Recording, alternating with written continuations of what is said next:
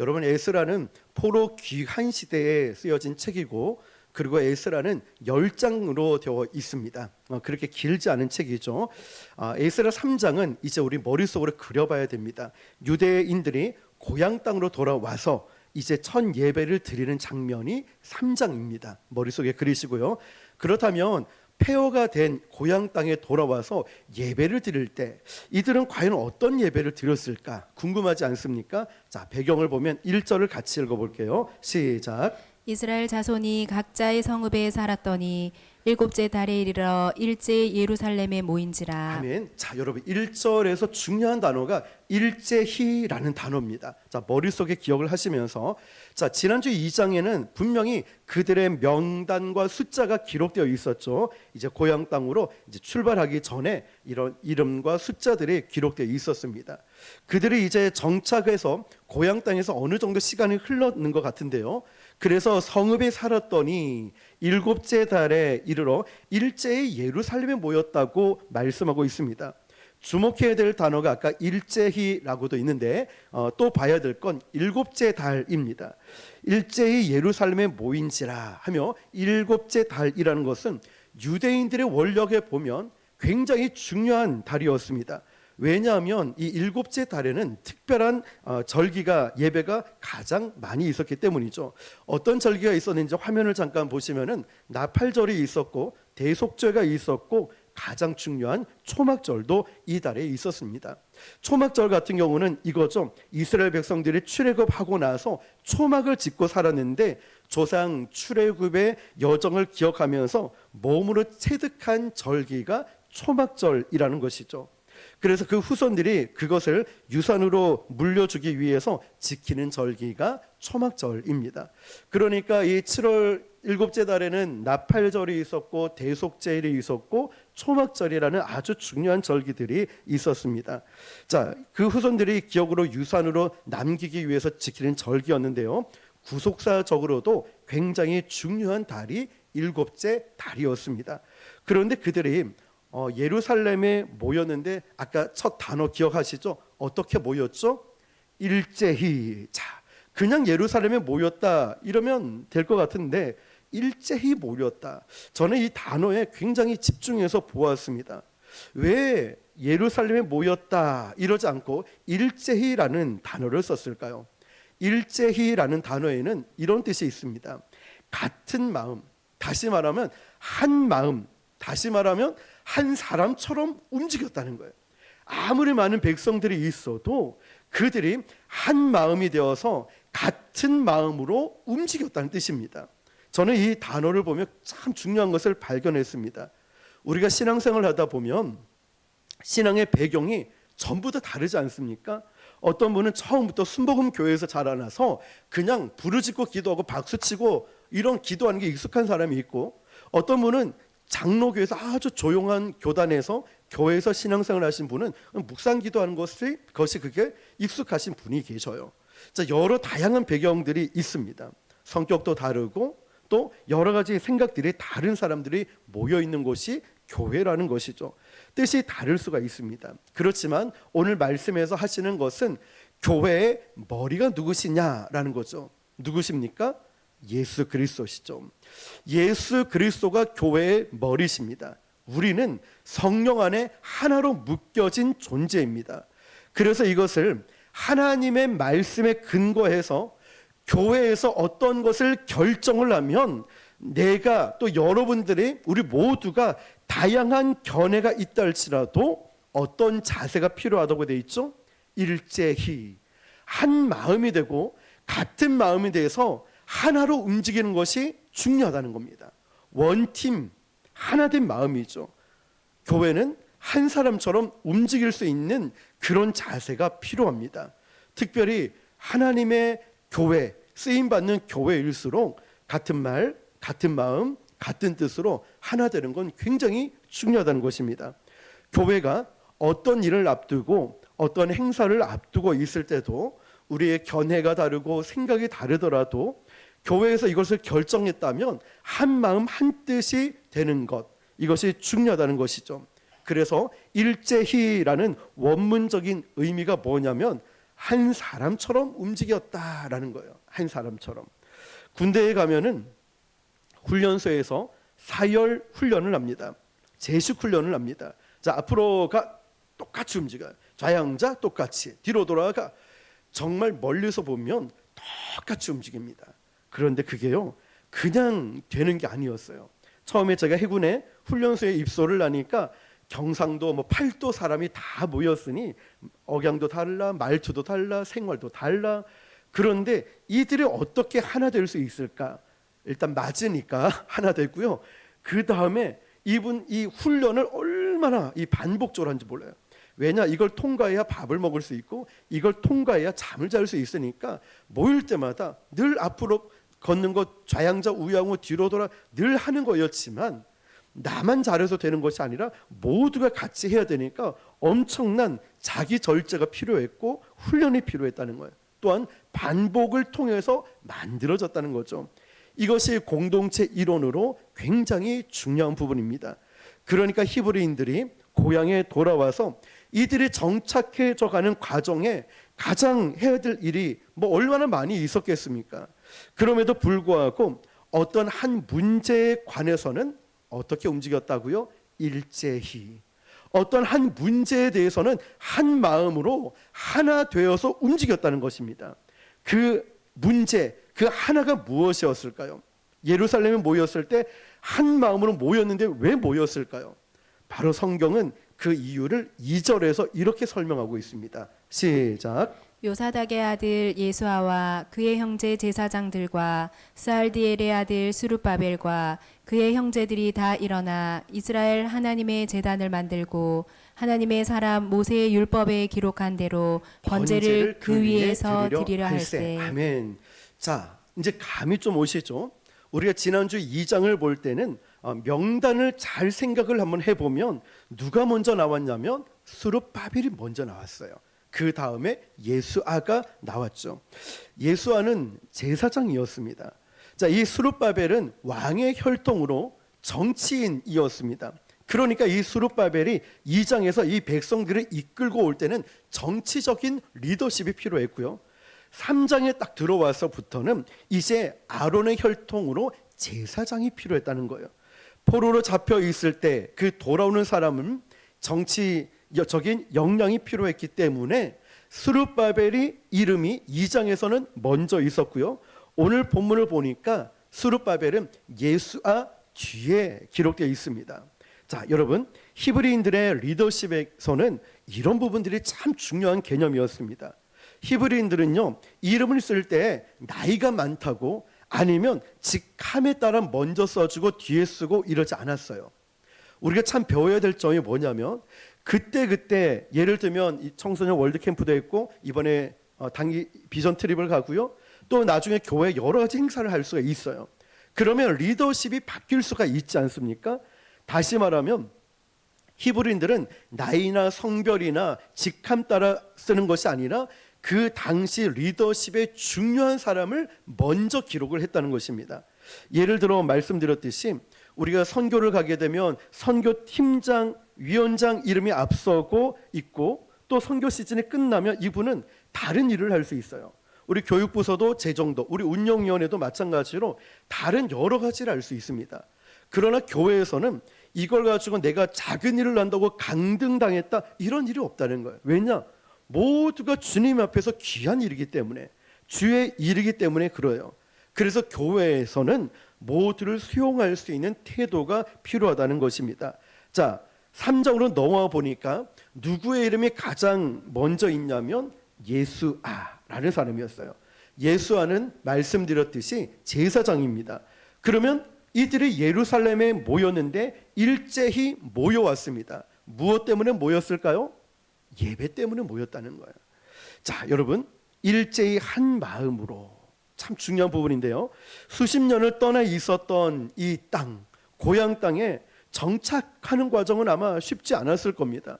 아무것도 없는 허허 벌판이고 무너진 폐허가 되어 있고 정말 회복해야 될 것도 많고 전쟁, 싸움을 기다리고 있는 일들도 많이 있고 개인적으로 가정적으로 해야 될 일도 얼마나 많이 있었겠습니까?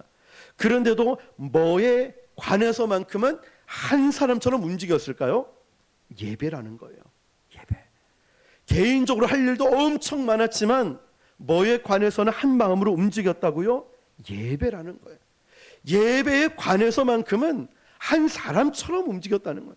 다른 건 몰라도 내가 아무리 바빠도 힘들어도 내가 어떠한 일이 있어도 예배를 드린다 이러면 일제히 한 마음으로 한 사람처럼 움직였다는 말입니다. 자, 그러면 고레스가 1장에 보면 이 작은 히브리 노예들을 고국으로 돌아갈 때 모든 재정적인 것, 행정적인 것 다 지원해 줄게. 그 칙령을 내렸습니다. 돌아가서 너희들은 제일 먼저 하나님의 성전을 재건해라 라고 이야기를 했어요. 그런데 이것은 고레스는 정치적인 시각에서 표면적으로 보이는 목적이었죠. 하나님이 고레스를 감동시켰으니까. 그런데 왜 하나님께서는 고레스를 감동시켜서 성전을 재건하게 만들었을까요? 고레스는 정치적인 마음이 있었다면 하나님은 왜 고레스를 통해 성전을 재건하려 했을까요? 한 가지죠. 무엇 때문일까요? 예배 때문인 거죠. 이들은 포로로 끌려가 있는 동안에 수십 년 동안, 70년 동안 옳은 예배 한번 드리지 못했어요.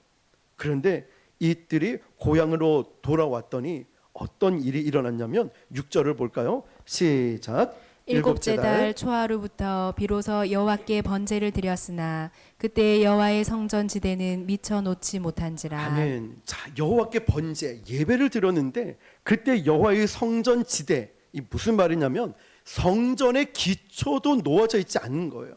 건물도 없었다는 것이죠. 과거 유대인들의 제사와 예배를 어떻게 드렸냐면 정말 으리으리하게 성전을 지어놓고 거기에 형식만 덩그러니 있는 그러한 예배를 드렸던 거죠. 그러니까 말라기 선지자가 구약의 마지막 글에다가 뭐라고 고발을 하냐면 하나님은 이런 거 싫어한다. 하나님은 형식만 덩그러니 있는 것 싫어한다는 거예요. 너희들이 삶은 살아가지 않고 형식만 예배, 형식만 드리고 있고 모양만 가지고 있고 기능인으로 영과 진리로 예배 드리는 것이 아니라 나는 이 찬양팀이니까 봉사자니까 기능인으로 있는 게 너희들은 이건 하나님을 원치 않는다고 말씀한 거죠. 이 죽은 예배를 하나님이 기뻐하시지 않는다는 거예요. 그런데 지금은 어떻습니까? 70년 만에 고향 땅으로 돌아와 보니 예배당은커녕 건물도 없는 거예요. 그런데 돌아와서 일제히 한 마음으로 한 사람처럼 일사불란하게 막 움직여져요. 그냥 아무것도 없는 터 위에다가 그냥 단을 만들어요. 이 단은 번제단을 이야기합니다. 번제가 무슨 제사인지 아시죠? 레위기 1장 17절을 읽어볼까요? 번제를 이렇게 기록합니다. 시작. 또 그 날개 자리에서 그 몸을 찢되 아주 찢지 말고 제사장이 그것을 제단 위에 불 위에 있는 나무 위에서 불살라 번제를 드릴지니 이는 화제라 여호와께 향기로운 냄새니라. 아멘. 여호와께 향기로운 냄새다. 이게 주목해 볼 필요가 있어요. 그러니까 이건 태워서 드리는 연기가 하나님께 향기롭다라고 말씀하고 있는 거죠. 다시 말하면 하나님은 우리와 교제하기 원하신다는 거예요. 그러니까 예배의 가장 중요한 속성이자 본질이 뭐냐면 하나님과의 만남인 거예요. 우리가 이 예배를 드릴 때도요, 하나님과의 만남, 교제라는 거예요. 그래서 저번에 기도할 때 말씀드렸죠. 3초 기도 끝나고 예배 끝나고 갈 때 3초만 더 기도하자고, 3초만 더 주의 음성을 들어보자고. 3초의 기적에 대해서 여러분, 우리가 예배를 드리면서 하나님이 오늘 나에게 뭐라고 말씀하시는지, 또한 나는 어떻게 하나님께 고백을 하고 있는지, 하나님은 우리에게 교제를 원하시기 때문에 향기로운 냄새가 되는 예배자를 찾고 원하십니다. 저와 여러분이 드리는 찬양, 예배 말씀 들을 때, 기도할 때 아름다운 향기가 되어서 주님께 올라가는 거예요. 이런 예배를 원하신다는 거예요. 이게 번제의 성격인데요. 근데 지금은 아무것도 없어요. 건물이 없어요.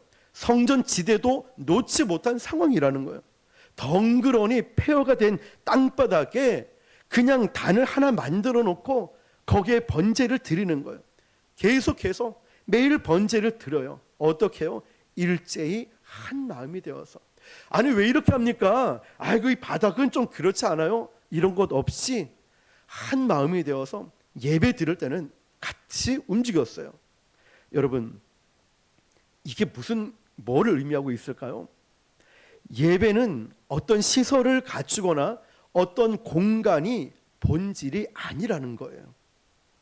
제가 교회를 개척하기 전에 사역했던 교회가 대지교회입니다. 처음에 그 교회 목사님이 청빙 전화를 받고, 안녕하세요, 저는 대지교회 담임 목사 누구누구입니다. 예, 돼지요? 저는 그 얘기 듣고 왜 돼지라고 이름을 지었을까? 저는 속으로 굉장히 웃었거든요. 그런데 이제 나중에 알고 보니까 그게 아니더라고요. 부산에서 10번째로 오래된 역사가 있는 교회였는데요. 지금은 118년 된 교회입니다. 제가 부교역자로 부임을 해서 역사관을 담당해서 맡았는데요. 제가 그 자료를 수집해서 깜짝 놀란 게, 100년이 넘은 성경책이 있고요. 100년이 넘은 예배 종이 있고, 수십 년이 지난 강대상, 그 방석들, 수십 년이 지난 교회 주보, 목사님의 필기 도구, 이런 걸 보면서 헌금 주머니도 있었고요. 그 당시에 사용했던 것들을 하나하나 보면서 그냥 자리에 주저앉았어요. 하나님, 이 교회가 그냥 세워진 것이 아니었군요. 이분들의 헌신과 눈물과 기도가 쌓이고 쌓여서 여기까지 왔네요. 그런데 제가 궁금한 게 있지 않았습니까?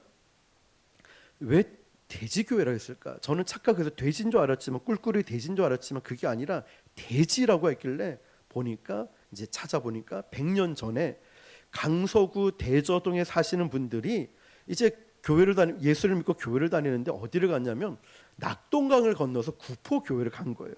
날씨가 굳으면 이제 배가 뜨지 않으니까 이분들이 예배를 못 드리는 거예요. 그래서 이분들이 처음에 허허벌판인 그 대지에 천막을 쳐놓고 335 모여서 그 대지에 예배 드리기 시작한 거예요. 그 이후부터 이분들이 결의를 내서 이제 자꾸만 날씨가 굳고 이러면 예배를 못 드리니까 이 대지에 교회를 세우자 해서 천막 교회를 시작한 게 대지교회였습니다. 참 그 역사를 보면서 너무나 감동이 되었어요. 옳은 예배당이 없었거든요.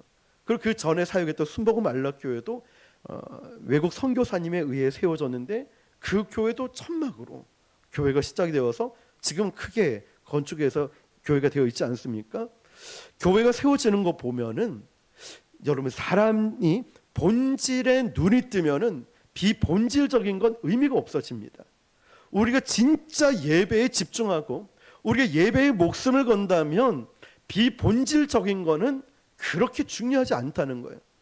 아무리 숫자가 많고 큰 건물이 있어도 성령의 임재가 없다면, 또한 내가 영과 진리로 예배를 드리지 않는다면 그 건물이, 그 숫자가 무슨 의미가 있으며, 우리는 그렇게 많지 않은 숫자라도 오늘 저는 여러분 찬양하는 거 보면 늘 제가 마음이 뜨거워지거든요. 여러분처럼 이렇게 뜨겁게 찬양하고 기도하고 예배 드리는 이런 살아있는 예배 드릴 때 하나님께서 얼마나 기뻐하실까요? 이게 본질이니까요. 포로 70여 년 동안 포로 생활하는 동안에 그들은 예배가 너무 사무치게 그리웠던 거예요. 하나님, 우리 이렇게 찬양하고 싶은데, 예배 드리고 싶은데 그 예배에 너무 목이 마릅니다. 그런 과정을 우리는 코로나 때 경험하지 않았습니까? 얼마나 모여서 예배 드리고 싶었습니까? 예배라는 것은 영적인 온기가 있어야 되거든요. 서로 지지가 되고 격려가 되고 의지가 되고, 집사님, 권사님 볼 때마다 위로가 되고, 함께하는 이 예배가 얼마나 중요한지 모릅니다. 함께 뜨겁게 찬양하기도 하고요, 함께 예배도 드리면서 때로는 조는 사람 깨우기도 하고, 그러면서 예배를 드리는 것, 이걸 영적인 스킨십이라거든요. 예배는 바로 이런 것들이 다 필요한 요소이기 때문이죠. 고향으로 돌아온 유대인들은 그런 마음으로 일제히 그 바닥에 단을 만들어 놓고, 건물이 없으면 어때? 이렇게 시작하는 거지. 우리가 소중하게 여겨야 될 건 번제야, 예배야, 이런 마음을 품고 세웠다는 거예요. 그런데 2절 끝에 보니까 하나님의 사람 모세의 율법에 기록한 대로 번제를 그 위에서 드리려 할세. 아멘. 중요한 부분이 이거예요. 예배를 무엇에 따라 드리는 예배였습니까? 모세의 율법에 따라 기록된 대로 번제를 드리는 거예요. 그러니까 여러분, 이들은 내가 이렇게 합시다, 아니 저렇게 합시다, 이러니까 막 싸움이 나요. 논쟁이 일어나는 거예요. 그냥 교회에서 결의를 해서 이렇게 딱 드립시다 이러면 일제히 한 사람처럼 움직였다고 했죠. 바로 그들은 하나님의 말씀의 질서대로 예배를 드렸다는 겁니다. 고린도 교회가 은사가 많은 교회인 거 아시죠? 그러니까 예배 시간마다 너무너무 혼란스러웠어요. 왜냐하면 자기가 은사를 받으니까 앞에 나와서 내가 간증 좀 할게요, 제가 은사 좀 베풀어 볼게요, 당신은 은사 안 받았으니까 제외, 너는 하나님 만난 거 아니야, 이러니까 막 난리가 난 거예요. 고린도 교회가 자꾸만 예배에 무질서가 일어나는 거예요. 서로 와서 설교하겠다, 은사 집회하겠다 이러니까. 그래서 질서대로라는 말은 굉장히 중요한 말입니다. 그런데 오늘 이 번제도 이 백성들이 너무나 예배 드리고 싶었는데 이렇게 합시다 저렇게 합시다 이러지 않고, 흥분한 대로 하지 않고, 감격해서 하지 않고, 물론 예배에는 감정적 요소가 필요하지만 기본적으로 2절 말씀처럼 모세의 율법에 따라 질서대로 예배를 드렸다는 거죠. 하나님의 교회에는 거룩한 질서가 있기 때문에 3절을 읽어볼게요. 3절 시작. 우리가 모든 나라 백성을 두려워하여 제단을 그 터에 세우고 그 위에서 아침 저녁으로 여호와께 번제를 드리며. 아멘. 노란 글씨 한 번 더 읽어볼게요. 시작. 우리가 모든 나라 백성을 두려워하여 제단을 그 터에 세우고. 아멘. 자, 여러분 오늘 이제 말씀의 제목과 연결이 되죠. 모든 주변 나라 사람들이 이 백성들이 고향 땅으로 돌아왔다니까 긴장하기 시작하는 거예요. 옛 땅의 주인이 돌아온 거예요. 그러면서 나라를 다시 건설해 보겠다, 건축도 해 보겠다. 그러니까 방해 공작들이 얼마나 많은지 몰라요. 그래서 그들이 두려워해서 먼저 무엇을 했냐면 예배를 드렸다는 말이에요. 그런데 이 부분을 우리가 주목해 봐야 될 게 아다르고 어다르다고 먼저 두려워서 먼저 하나님께 예배를 드렸을까, 아니면 두려웠지만 예배를 드렸을까, 이거에 따라 해석이 좀 달라지더라고요. 그래서 원문에 가장 가까운 걸 보니까 이렇게 기록되어 있습니다. 한번 읽어볼게요. 새 번역입니다. 한번 시작. 그들은 그 땅에 사는 백성들이 두렵기는 하지만 제단이 서 있던 옛 터에 제단을 세우고 거기에서 아침 저녁으로 주님께 번제를 드렸다. 아멘. 자, 여러분 잘 보세요. 두려워서 먼저 하나님께 예배를 드린 것이 아니라 그들은 두려웠지만 예배를 드렸다는 거예요. 굉장히 중요한 부분이에요. 이게 문맥상 맞는 부분이에요. 두려웠지만, 왜냐하면 이들이 종교 행사를 하니까 주변 나라에서 야 쟤네들 뭐 하는 거야, 그러면서 이들이 제대로 나라도 안 갖추고 무기도 없고 제대로 된 것들이 하나도 없는데 오합지졸에 불과한데 공격당하면 어떡하지, 무시당하면 어떡하지, 우리나라 망하면 어떡하지, 이런 두려움이 있었지만 뭐 했다고요? 예배를 드렸다는 거예요. 여러분, 두려워서 예배를 드린 것이 아니라 두려움에도 불구하고 예배를 목숨같이 여겼다는 거예요. 내 삶에 바쁜 일도 있고 내 삶에 중요한 일도 있고 내 삶에 급한 일도 있지만 두렵고 문제가 여러 가지 있다 할지라도 예배를 드렸다는 거죠. 참 저에게도 우리에게도 와닿는 부분들이 아닐까요? 두렵지만 예배를 드렸다는 말. 그런데 여러분, 예배는 어떤 능력이 있는지 아시죠? 두려움 속에서 내 삶이 오늘 끝난다 할지라도 하나님 앞에 예배하는 것이 진정한 예배자인 거예요. 내 삶이 오늘 어떠한 일이 일어난다 할지라도 하나님, 저는 두렵지만 하나님을 예배하겠습니다. 내 삶에 어떤 상황이 있다 할지라도 주님 앞에 나와 예배하겠습니다. 왠지 아십니까? 여기에 능력이 있기 때문에 그래요. 예배의 생명이 있기 때문에 그래요. 예배를 드릴 때 우리는 하나님이 주시는 힘을 공급받기 때문에 그래요. 예배를 드릴 때. 그래서 힘들어도 피곤해도 억울해도 아파도 우리가 이 자리를 지킴을 통하여서 하나님이 나에게 힘을 주시면 다시 힘을 얻고 사명 감당하며 거기에 간증이 일어나는 것이고 거기에 능력이 나타나는 것입니다. 이번 주 금요일에 나눌 부분을 염려에 대해서 분별할 수 있는 부분을 나눌 건데요, 이 부분에 대해서 그때 조금 더 다루도록 할게요. 여러분, 오늘 이 말씀의 제목처럼 두렵기 때문에 예배하는 것이 아니라 두려움에도 불구하고 어떠한 일이 있음에도 불구하고 오늘 저와 여러분들이 예배자로 성공하길 바랍니다. 오늘 우리 모두가 다른 건 몰라도 다른 견해가 있어도요, 예배만큼은 운영위원회에서 이게 딱 정해져서 운영위원회에서 이렇게 해서 뭘 하겠다 나오면 여러분 꼭 한 마음처럼 움직여 주시길 바랍니다. 캠페인하고 포스터 붙여도 의미 없다는 거 아시죠? 우리가 제일 먼저 앞장서 움직일 때 다른 사람도 따라올 수 있고 한 마음으로 움직여 나갈 수 있는 거예요. 지금 여러분들이 너무 잘하듯이 말이에요. 우리 모두가 다른 건 몰라도 예배만큼은 한 마음 한 뜻이 되어 움직이는, 그 안에서 능력을 경험하고 하나님의 역사를 경험할 수 있는 저와 여러분 되시기를 주님의 이름으로 축원합니다. 기도하겠습니다.